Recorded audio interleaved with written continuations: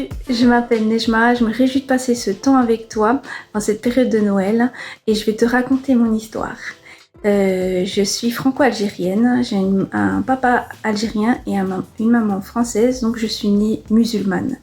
Quand j'étais petite, à 5 ans, j'ai compris qu'il n'y avait rien qu'à aller, j'avais envie de mourir parce que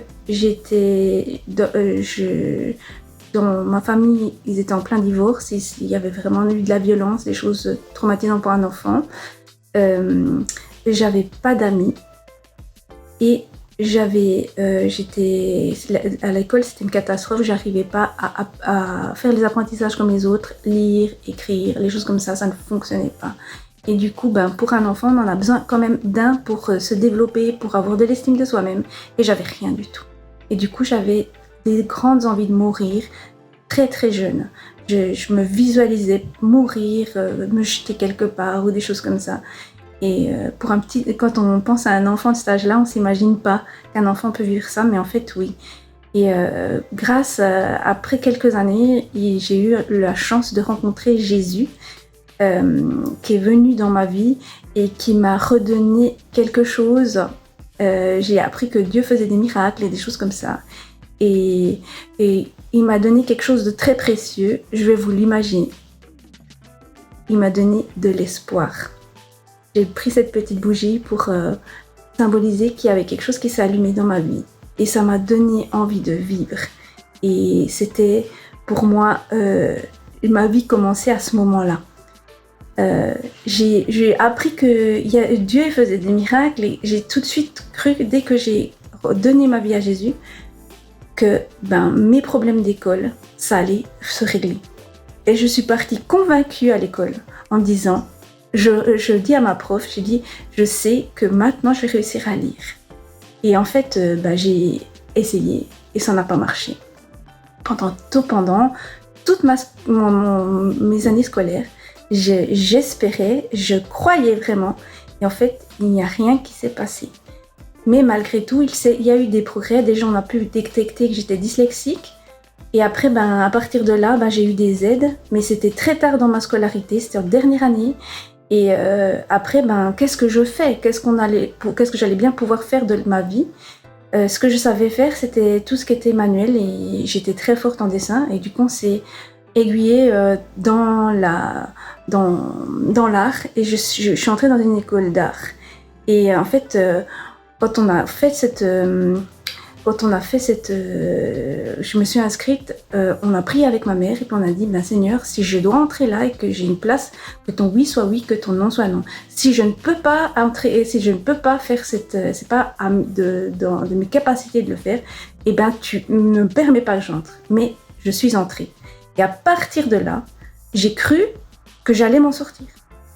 Et je vous assure que chaque fois, je me disais, ouais, cette fois-ci, je vais avoir mon miracle, je vais lire comme les autres, je vais pouvoir suivre comme les autres. Mais en fait, ça s'est pas du tout passé comme ça.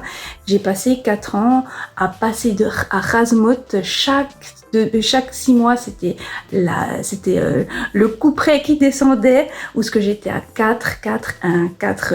C'était super déstabilisant, mais je me suis battue. Et en fait, j'ai eu la chance pendant ces périodes-là, puisque j'étais reconnue dyslexique, d'avoir le droit à des aides. Et je suis passée par un cursus à côté, où j'avais des cours à côté qui me permettaient d'avoir le droit de gens qui lisaient à ma place ou qu'on ne comptait pas mes fautes d'orthographe, des petites choses comme ça. Mais ça m'a beaucoup aidée. Mais malheureusement, ça ne pouvait pas tout régler. Et en fait, j'avais eu le droit de faire plein d'examens blancs, puis en fait il y avait un examen blanc que je n'arrivais absolument pas. J'ai passé une année à essayer de le faire et je ne réussissais pas parce qu'il y avait 30 pages à remplir. Et le jour de l'examen, je suis allée là-bas en sachant que j'avais loupé à chaque fois. J'ai pris un café et j'ai parlé à la chaise à côté en me disant, mais je parle à Jésus là. Et j'ai dit, écoute Jésus, je vais te remercier d'abord parce que je sais que tu vas faire un miracle, parce qu'en fait je me le suis prouvé mais 1000 fois que j'y arrivais pas. Donc tu vas faire quelque chose aujourd'hui et je ne sais pas. Et dans ma tête, je m'espérais vraiment que tout d'un coup, j'arrive à lire, que je comprenne les questions, que tout aille bien. Et je suis entrée dans cette classe avec la foi.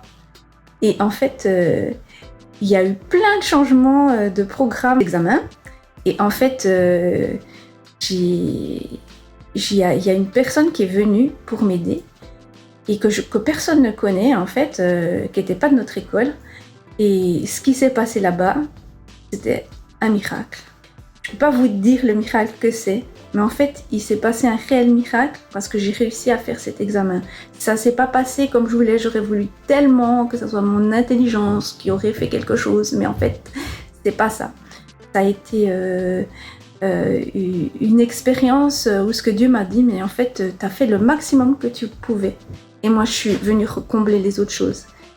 Et ce que je voulais dire par rapport à ça, c'est que des fois, on est vraiment frustré parce qu'on sait où on a des besoins et puis on attend que Dieu régère ces choses-là. Et en fait, des fois, ça se passe pas comme ça. Dieu il permet qu'on attend et malgré tout, même au travers de ça, il montre qu'il est vivant et qu'il va nous soutenir.